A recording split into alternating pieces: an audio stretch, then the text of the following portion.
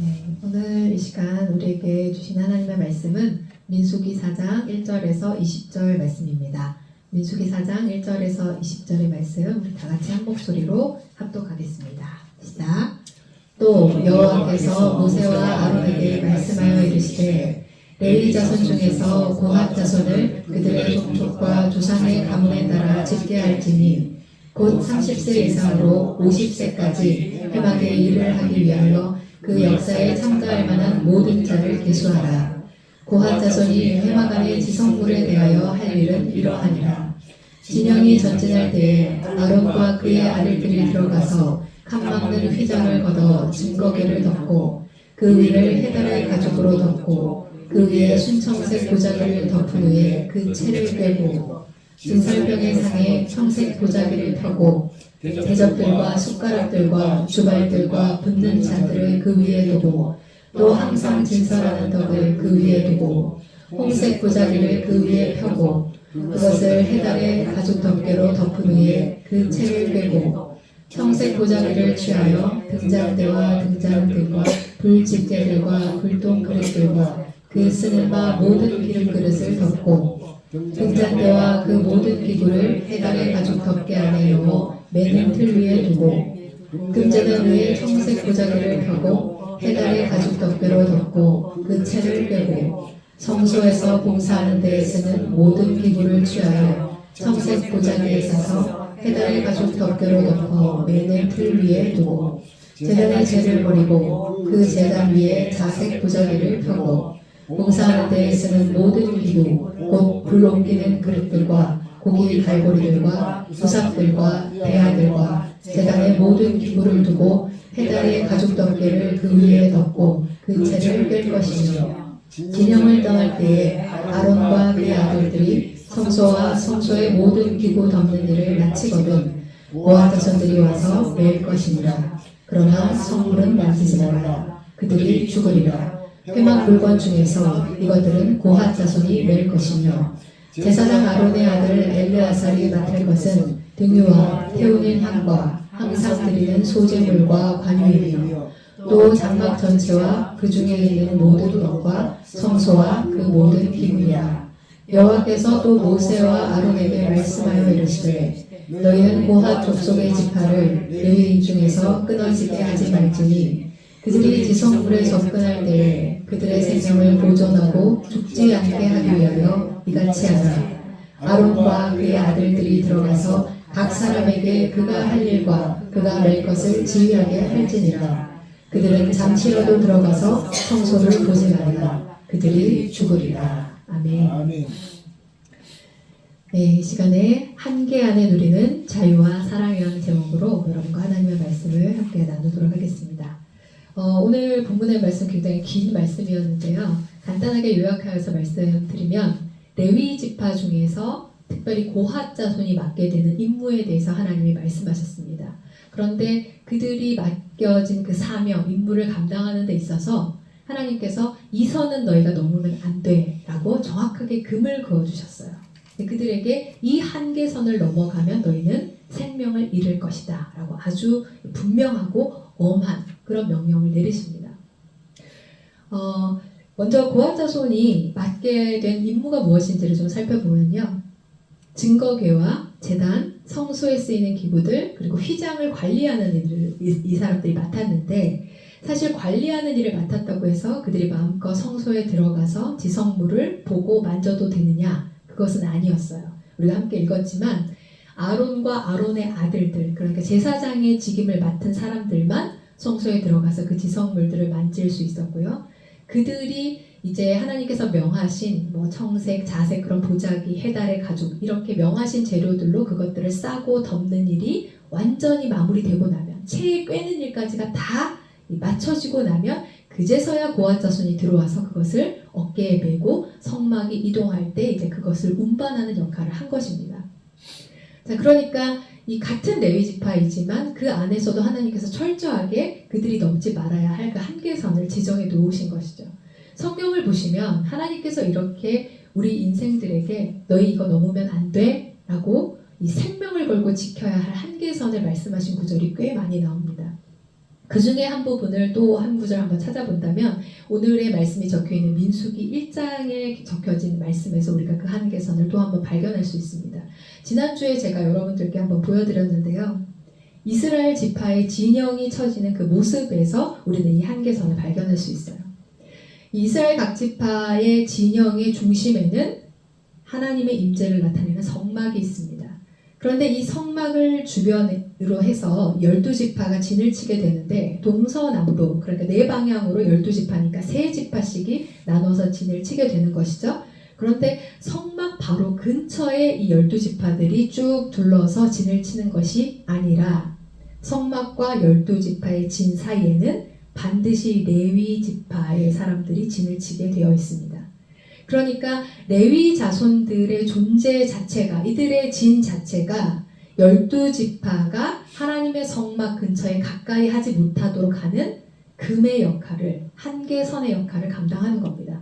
실제로 말씀에서도 민수기 1장 51절, 53절 말씀을 보시면 하나님께서 얼마나 명확하게 그들이 넘지 말아야 할 선을 말씀하셨는지 알 수 있는데요. 우리 함께 읽어볼까요? 시작! 성막을 운반할 때에는 레위인이 그것을 걷고 성막을 세울 때에는 레위인이 그것을 세울 것이요 외인이 가까이 오면 죽일지며 레위인은 증거의 성막 사방에 진을 쳐서 이스라엘 자손의 회중에게 진노가 임하지 않게 할 것이라.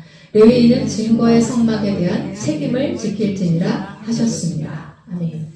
자, 그러니까 이 하나님의 백성, 이스라엘의 이 12지파 민족들이 하나님의 이 통치를 받는, 하나님의 그 사랑과 은혜를 입는 사람들이 분명하지만 그들에게 있어서 결코 넘어서지는 말아야 할 한계점이 있었다는 거예요. 그 역할을 감당하는 것이 이 레위지파 사람들이었고, 오늘 본문으로 돌아간다면 레위지파 중에서도 그들이 선을 넘지 말아야 할 부분이 또 각각 지파 중에 그 자손들 중에 주어졌다는 것입니다. 자, 그렇다면 우리는 여기서 이런 질문을 던질 수 있어요. 그러면 왜 하나님은 우리의 인생에 그러한 넘지 말아야 할 한계선을 지정하시는가? 결론부터 말씀을 드리면 그 넘지 말아야 할 한계선이 우리를 지키기 때문입니다. 이 한계선 너머에 있는, 그래서 뭔가 더 소망되어지고 갈망되어지는 그것이 우리에게 오는 게 유익한 일이 되지 못하기 때문입니다. 이것을 어디에서 확인할 수 있냐면요. 인류의 역사상 가장 최초로 하나님께서 선을 분명하게 그어주시면서 이것을 범하면 정령 죽으리라 라고 말씀하셨던 창세기 2장에서 우리는 이것을 발견할 수 있습니다. 창세기 2장 16절 17절의 말씀 같이 한번 읽어볼까요? 시작! 여호와 하나님이 그 사람에게 명하여 이르시되 동산 각종 나무의 열매는 내가 임의로 먹되 선악을 알게 하는 나무의 열매는 먹지 말라. 네가 먹는 날에는 반드시 죽으리라 하시니라. 아멘. 여러분이 잘 알고 계시듯이 이 에덴에 있는 모든 동산나무의 실과는 다 허락되었어요. 딱 한 그루만 빼고 선과 악을 알게 하는 나무의 열매, 이것만은 먹지 말아라. 나머지는 다 오케이. 이렇게 허락을 하셨는데 참 비율상으로 생각하면 절대 다수가 허락된 것이잖아요. 그리고 한 가지가 지금 허락 안 된 거거든요. 그런데 사탄이 정말로 사탄다운 이 발상으로 하나님이 허락해 주신 그 절대 다수에 대한 은혜의 감사, 감격을 우리가 누리지 못하게 하고 그 못 받은 것에 대해서 집중하고 매달리게 합니다. 그거 왜 안 주셨을까? 야, 그게 알짜배기니까 안 주신 거 아니겠어? 그거 취하면 뭔가 하나님이 싫으니까 너희한테 그거 안 주신 건데 그게 진짜 좋은 걸 거야. 그래서 마치 이 거짓의 아비인 사탄이 하나님의 이미지를 우리한테 좋은 거를 아까워하는 분인 것처럼, 그렇게 이 좋은 알짜배기는 숨겨두고 자기만 취하고 싶어하고 우리가 잘 되는 것을 배아파하고 질투하고 시기하는 하나님인 것처럼 왜곡된 이미지를 그려놓았단 말이에요. 그런데 우리가 하나님의 말씀을 붙잡은 게 아니라 이 첫사람 아담과 하와가 이 안타깝게도 사탄의 유혹에 넘어가 버렸죠. 그래서 정말 그들이 얻게 된 삶은 진짜 그들이 꿈꾸던 행복한 삶이었나요? 그렇지 않았죠. 여러분, 창조주 하나님께서 우리 인간을 지으실 때 그 존재의 가치, 그리고 그 존재가 운영되는 원리 자체가 우리가 하나님을 의지하도록 만드셨다고 했습니다. 그분이 포도나무고 우리가 가지로서 늘 그분께 의지하여 하나님 어떤 것이 선한 길인가요? 하나님 저는 선악을 분별할 줄 모르는 아이와 같은 사람이에요. 늘 알려주세요. 오늘 한 걸음도 주님 손 붙잡고 걸어갑니다. 그렇게 매일 매순간 하나님과의 인격적인 소통과 관계성 속에서 생명력을 공급받아야 하는 우리 인간의 존재에게 사탄은 뭐라고 얘기했습니까? 뭐하러 물어봐. 네가 그냥 결정하면 되지. 네가 분별하는 하나님이 돼버리면 되지. 하나님이 뭐가 필요해?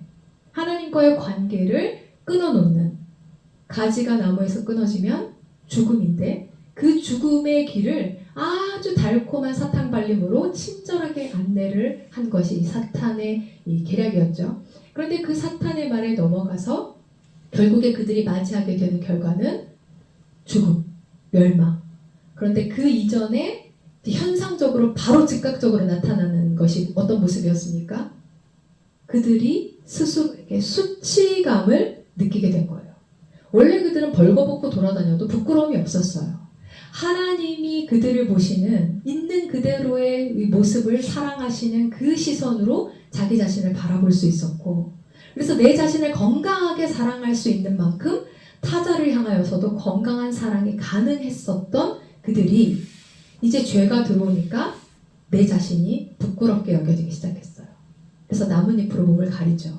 수치감을 스스로에게는 느끼고 타자에 대해서는 비난과 정죄함을 가지게 됩니다.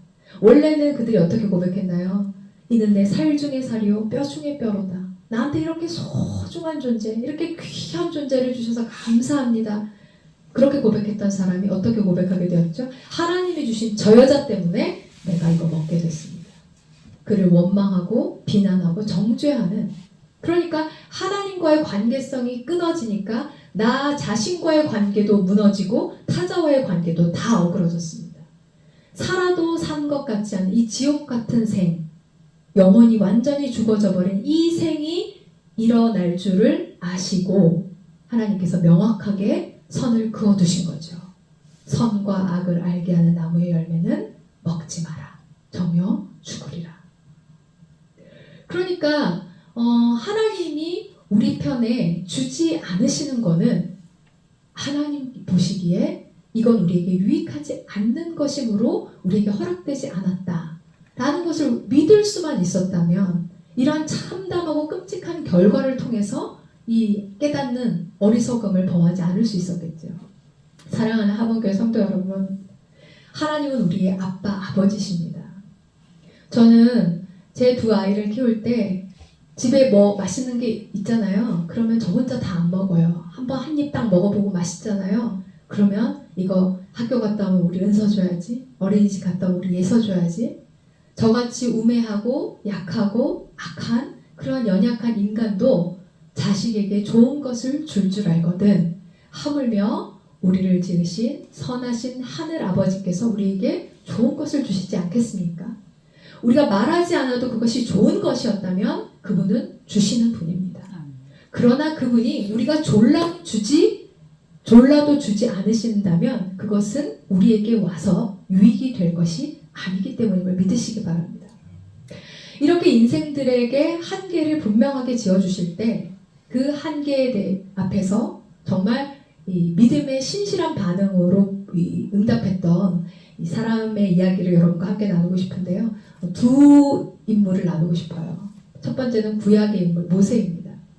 여러분 모세는 넌크리스천하고 크리스천 상관없이 인류 역사상 최고의 리더십으로 손꼽히는 사람입니다. 어느 누가 40년을 그 광야에서 장정만 60만 명, 여자와 아이들까지 하면 200만 명의 사람들을 인도해낼 수 있겠어요. 그런데 그 사람 모세가 이끌었던 이스라엘 백성이 말 잘 듣는 아주 순종적인 그런 사람들이었느냐? 아니죠. 때만 되면 그냥 들이받고 불평하고 원망하고 불신앙, 불순종의 말들을 끝없이 쏟아내는 그런 사람들. 그런데 그 사람들을 모세가 어떻게 인도했습니까? 하나님 아버지의 마음을 가지고 노하기를 더디하시고 길이 참으시는 그 하나님의 심정을 가지고 아이를 기르는 그 부모의 마음으로 그들을 인도해내 왔습니다. 그런데 참 인간적으로 생각하면 아이러니한 것은 모세가 약속의 땅, 하나님께서 약속하신 그 가나안 땅으로 그 이스라엘 민족들을 이끌고 가는데 결국 자신은 그 땅을 들어가지 못하게 됩니다. 그 일에 대해서 모세가 이야기하는 장면이 신명기서에 나오게 되는데요. 우리 신명기 3장 25절에서 27절 말씀을 같이 읽습니다. 시작. 구하옵나니 나를 건너가게 하사 요단 저쪽에 있는 아름다운 땅, 아름다운 산과 레바논을 보게 하옵소서 하되 여호와께서 너희 때문에 내게 진노하사 내 말을 듣지 아니하시고 내게 이르시기를 그만해도 족하니 이 일로 다시 내게 말하지 말라. 너는 비스가산 꼭대기에 올라가서 눈을 들어 동서남북을 바라고 내 눈으로 그 땅을 바라보라. 너는 이 요단을 건너지 못할 것이니라. 아멘. 모세가 이 폐역하고 불순종한 이스라엘 백성들을 데리고 얼마나 그 약속의 땅에 들어가고 싶었겠어요. 근데 하나님이 못 들어간다는 거예요. 근데 그렇게 못 들어가게 되는 결과가 초래된 사건이 하나 있었어요. 일명 무리바 사건이라고 하는데요.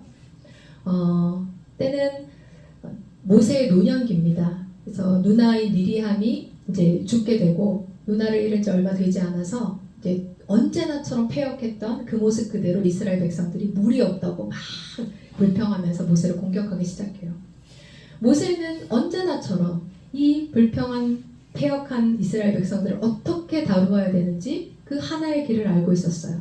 무조건 하나님 앞에 무릎 꿇는 것이었습니다.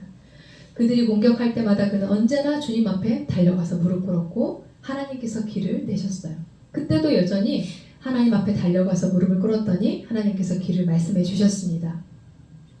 반석에 명하여서 물을 내라. 그래서 그 모든 회중과 이 짐승들을 마시오게 해라. 그런데 어찌된 일인지 모세가 평소와는 다르게 이 하나님께서 말씀하신 그 말씀 그대로 그저 반석을 명하여 물을 내면 될 것을 그렇게 하지 않고 혈기를 내게 돼요.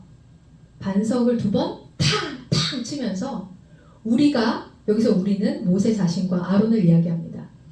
우리가 이 패역한 너희들에게, 이 불순종하는 너희 같은 사람들에게 물을 내겠느냐라고 하면서 바위를 2번 두드렸어요. 물은 나왔습니다. 그리고 많은 사람들이 해바람을 얻었고요. 그런데 그 시가 하나님의 청천벽력 같은 선고가 선포됩니다. 모세 너는 이 온 이스라엘 회중 앞에서 나의 거룩함을 드러내지 못한 고로 가나안 땅에 들어가지 못하리라. 이렇게 얘기하세요.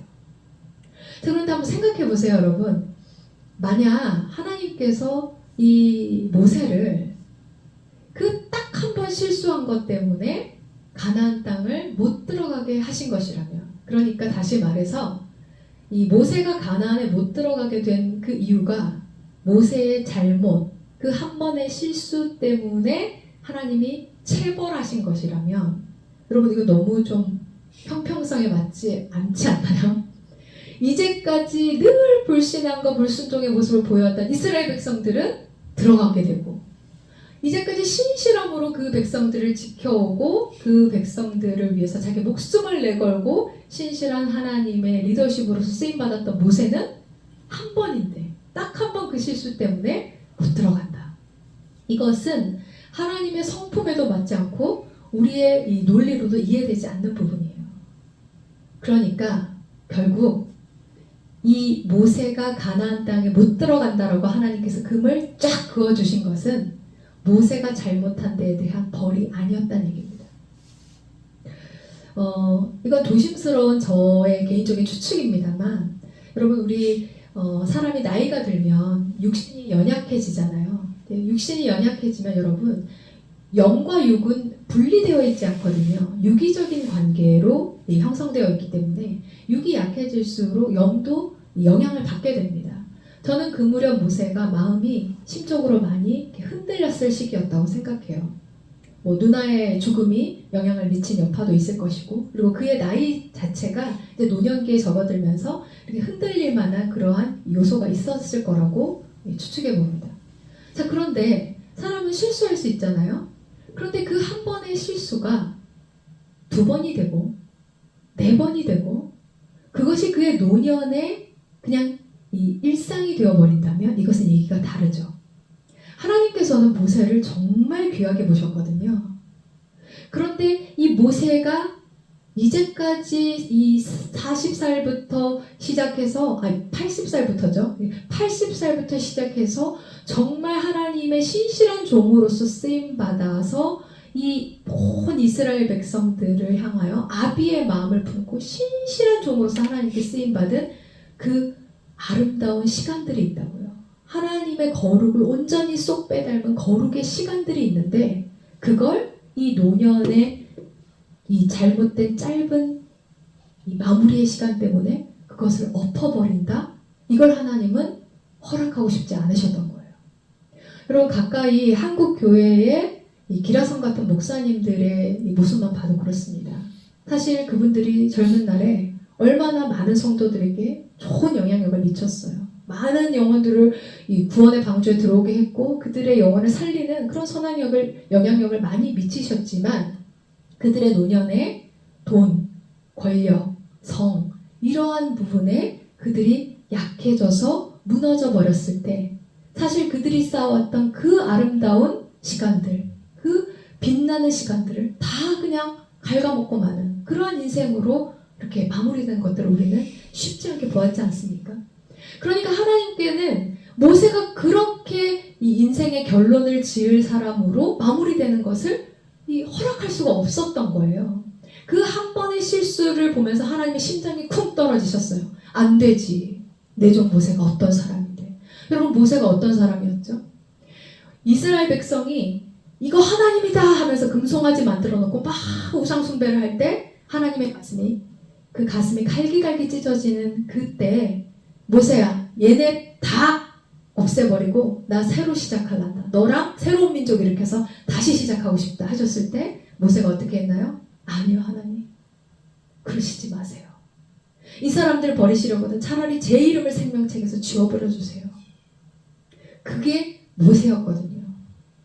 여러분 제가 전에도 한번 말씀드린 것 같은데 두 아이를 키우는데 막내가 엄마한테 진짜 혼나야 돼 진짜 맞아야 되는 그런 일을 했을 때 아이가 회개를 하면 좋은데 엄마 잘못했어요 하면 매를 안 들 수 있을 것 같은데 회개를 할 줄도 모르는 그런 어리석은 상태에 있을 때 부모의 마음을 헤아리는 첫째가 엄마 아직 어려서 그래요 한 번만 봐주세요 저 봐서 한 번만 용서해 주세요.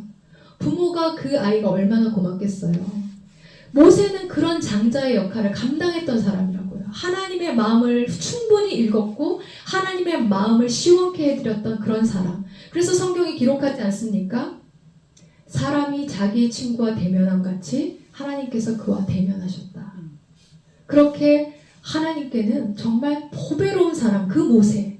그래서 후대 길이길이 지금도 저와 여러분이 이렇게 회자하면서 그의 신앙을 이야기하듯 그렇게 별과 같이 영원토록 비추게끔 하고 싶으신 그 주님의 신실한 종 모세를 가나안에 들여보냄으로써 그의 노년에 그 잠시의 그 추한 실수들 몇 가지로 다 그 모든 것들을 엎어버리고 싶지 않으셨던 그 하나님의 마음을 이 금으로 한계로 가나안 땅에 들어가지 못한다라고 하시는 그 한계의 선으로 하나님 표현하신 겁니다. 하나님의 이 마음을 모세가 이해했을까요? 모세에게 이것이 설득되었을까요? 저는 설득되었다고 생각해요. 하나님이 지금 제가 풀어서 이야기하는 것처럼 설명해 주어서가 아니라 그의 인생 전반에 걸쳐서 그가 경험한 하나님에 대한 지식이 있잖아요. 하나님 나에게 이런 분이야. 하나님께서 나에게 졸라도 허락하지 않으시는 거면 그거 진짜 나한테 안 유익한 일이 확실해. 그가 그렇게 반응했다는 것을 어떻게 알 수 있냐면요. 하나님이 그 다음 후임자로 세우는 여호수아에게 이제 너가 어떠한 말을 전해주어라, 어떻게 임명해라 라는 것을 말씀하실 때 그가 기꺼이 그것에 반응합니다. 신명기 31장 7절 말씀 같이 읽어볼까요? 시작. 모세가 여호수아를 불러 온 이스라엘의 목전에서 그에게 이르되 너는 강하고 담대하라. 너는 이 백성을 거느리고 여호와께서 그들의 조상에게 주리라고 맹세하신 땅에 들어가서 그들에게 그 땅을 차지하게 하라. 자 여러분 여호수아에게 말하는 거예요. 강하고 담대해. 나와 함께 하신 하나님이 너와도 함께 하실 거야. 두려워하지 마.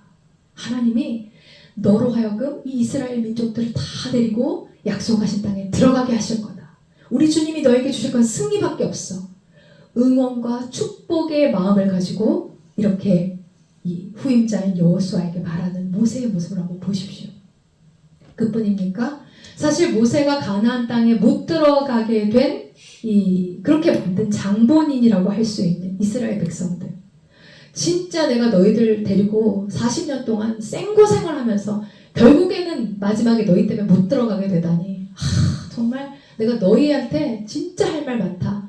저주, 분노, 막 복수심 이런 것에 불탄 것이 아니라요.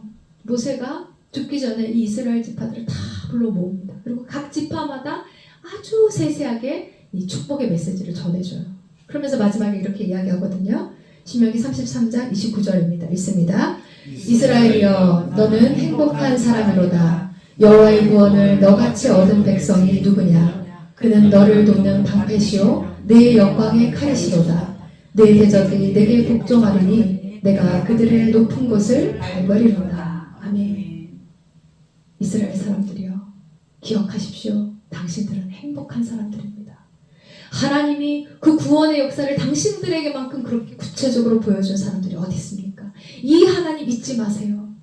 마지막에 하나님 아버지의 그 마음을 닮은 본연의 모세의 모습으로 돌아와 그는 참 모세다운 하나님이 그토록 지켜주고자 하셨던 그 모세의 모습으로 그의 인생을 마무리하게 되었어요.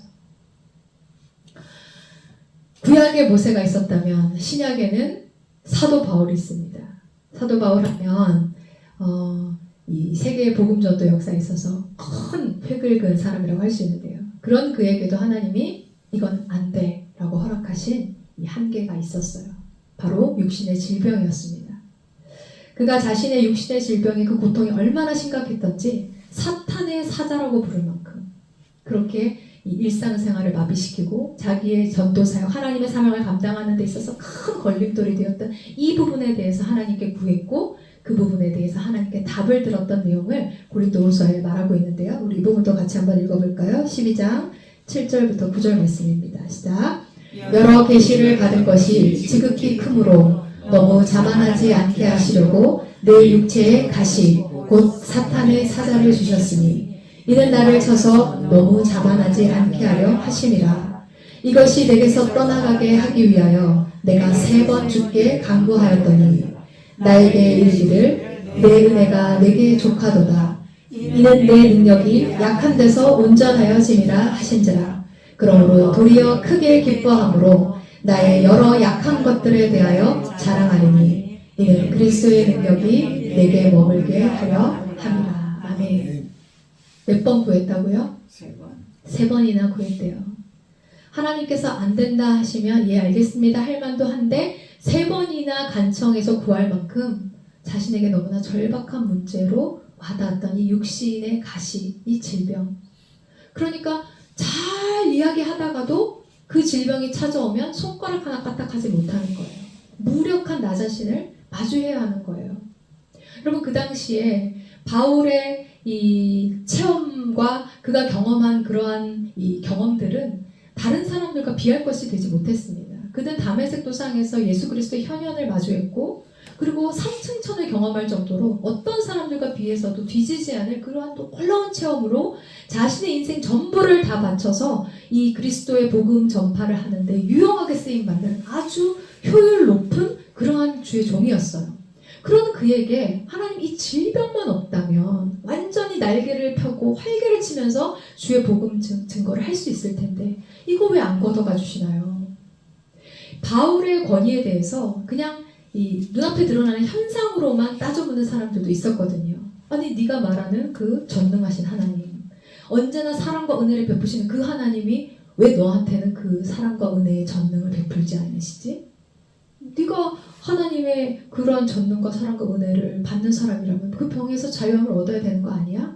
라고 아주 낮은 수준이지만 그러한 것으로 자신의 사도적인 권위를 받아들이지 않는 사람들도 있었다는 거예요. 그러니까 그러한 이 위험 요소들을 한 방에 제압할 만한 기적을 하나님은 보이실 수 있으니까 그것을 달라고 그가 요구하는 게 무리되는 요청은 아니었던 거죠. 그런데 그때마다 하나님의 답은 무엇이었습니까? 노였다는 거예요. 아니, 그것은 너에게 허락되지 않는 게 좋아. 그리고 그 하나님의 분명한 노 앞에서 그는 깨닫게 됐어요. 아, 그래. 어쩌면 나에게 있는 이 지독한 육신의 가시, 이 나를 너무 힘들게 하는, 그래서 모든 사람들 앞에서 멀쩡하게 하나님의 복음을 전하다가도 그냥 쓰러져 버린 그때에는 그냥 남들이 너무너무 불쌍해 보는 한 인간일 수밖에 없는, 어쩌면 나의 가장 낮고 수치스러운 모습일 수 있는 이 질병이 나의 영혼을 살리고 있는 안전핀이구나 하는 것을 깨달았어요. 그가 평소에 뭘 가장 두려워했는지 아십니까, 여러분? 고린도전서 9장 27절 한번 읽어볼까요? 시작. 내가 내 몸을 쳐 복종하게 함은 내가 남에게 전파한 후에 자신이 도리어 버림을 당할까 두려워함이로다. 아멘. 자, 보세요. 자신이 전한 그 그리스도의 복음으로 많은 사람들이 구원에 이르는데, 하나님 나라를 확보하는데, 근데 정작 하니까 되네. 내가 가면 놀라운 역사가 일어나네.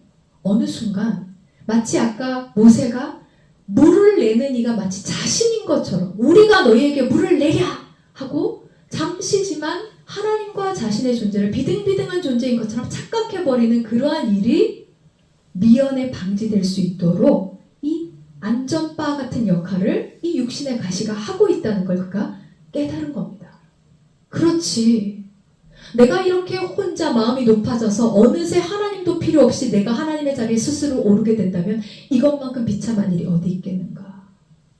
그것을 방지하기 위해서 하나님께서 나의 인생에 철저한 안전바로 남겨두신 이 육신의 가시를 인하여 나는 오히려 기뻐하리라. 나는 이것으로 인해서 내 영혼의 확실한 안전함을 확보받았으니 나는 그저 주님의 은혜가 필요한 한낱 연약한 인간일 뿐입니다. 주님의 그 긍휼로 인하여 나는 이렇게 쓰임받을 뿐입니다. 자신의 자리에서 그어놓으신 금 안에서 주님이 주시는 그 놀라운 은혜와 사랑, 그 자유를 만끽하며 살 수 있었던 그 사도 바울의 면모가 저와 여러분에게도 있기를 소망합니다. 그냥 무턱대고 하나님이 그냥 안 주시면 그냥 그게 좋은 거라고 믿어. 제가 그렇게 맹목적인 신앙을 여러분께 요구하는 것이 아닙니다. 제가 지금 여러분께 말씀드리는 건요, 모세도 그렇고 사도 바울도 그렇고 하나님께서 이렇게 하나하나 설명하여서 그것이 받아들여진 게 아니라, 이제 하나님의 나라에 갔으니까 이제 그것을 확실히 밝게 알겠지만, 그래서 그때 믿음으로 받아진 게 아니라 하나님의 존재 자체가 그들에게는 답이 되었던 겁니다. 이제까지 내 인생 전체로 경험했던 하나님이 나에게 주시는 것이 좋은 것이고, 하나님이 나에게 주지 않으신 것이 나에게 악한 것이라는 것을 나는 믿습니다. 하나님 당신의 실존 자체가 나에게는 설명이요 설득이 됩니다. 그 믿음이 어디서 왔을까요, 여러분? 교회에 10년, 20년, 30년 다니면 그 믿음이 올까요? 그렇지 않습니다, 여러분. 로마서 말씀을 보면요, 이렇게 기록되어 있어요. 복음에는 하나님의 의가 나타나서 믿음으로 믿음에 이르게 하나니. 여러분, 믿음이 커지려면 믿음의 모험이 감행되어야 합니다. 자꾸만 하나님이 기적을 보여주시면 믿을게요. 그 기적이 다음 기적을 또 낳고 하면 믿음이 자랄 것 같죠? 절대 그렇지 않습니다. 하나님의 말씀이 떨어졌을 때, 제가 늘 말씀드리잖아요. 우리 하나님은 언제나 우리에게 말씀하시는 분이시라고. 이러한 설교를 통하여서 여러분이 집에서 혼자 성경을 읽으실 때, 또 사람들과의 관계 속에서 지나가는 글자 간판으로도 하나님 말씀하시는 분이거든요. 그런데 그 하나님의 말씀이 나의 마음에 부딪혀 올 때 끝까지 나의 고집을 관철시키려 하지 않고, 하나님, 제가 보기에는 저 한계를 넘어가는 게 좋아 보이지만 하나님께서 한계를 그어주시는 게 맞다 하시니 제가 그것을 아멘으로 받겠습니다 하고 믿음의 모험을 한번 해보시면, 내가 그때는 보지 못했던, 그러나 하나님의 말씀에 순종하고 나니 이제야 보이는 하나님은 나에게 역시 언제나 옳은 분이셨구나. 그러한 그 믿음의 진보가 하루, 1년, 10년으로 쌓여져서 우리 인생에 누구도 흔들 수 없는 그러한 뿌리 깊은 믿음의 고백이 된다는 겁니다. 아브라함처럼, 모세처럼, 사도 바울처럼 그렇게 우리의 믿음의 진보가 오늘 찾아와서 우리에게 믿음의 모험을 감행해 보라고 말씀하시는 그 하나님의 말씀 앞에 순종하는 이 결단을 하시는 여러분의 이 결단 속에서 그렇게 한 걸음씩 자라나게 될 줄 믿습니다. 이제 시편 16편 5절에서 6절 말씀을 읽고 한번 마치기 원하는데요. 하나님께서 나에게 줄로 그어주신 그 구역, 하나님이 나의 이 성정을 아시고 내 기질을 아시고 나의 모든 연한을 아시고 나에 대해서 모르는 것이 없으신 그 하나님께서 나의 인생에 세팅해 두신 그 환경, 나의 인생에 만나게 하신 그 사랑, 이 모든 것들 안에서 내가 하나님은 늘 옳습니다. 주님은 늘 선하신 분입니다. 나에게 그어주신 그 한계를 나는 기뻐합니다라고 고백할 수 있는 우리가 되기를 소망하면서 우리 시편 말씀 같이 한번 읽겠습니다. 5절부터 했습니다. 시작. 여호와는 나의 산업과 나의 자녀의 소득이시니 나의 분깃을 지키시나이다. 내게 줄로 재어준 구역은 아름다운 곳에 있으며 나의 기업이 실로 아름답도다. 아멘. 여러분, 하나님은 우리의 좋으신 아빠 아버지십니다.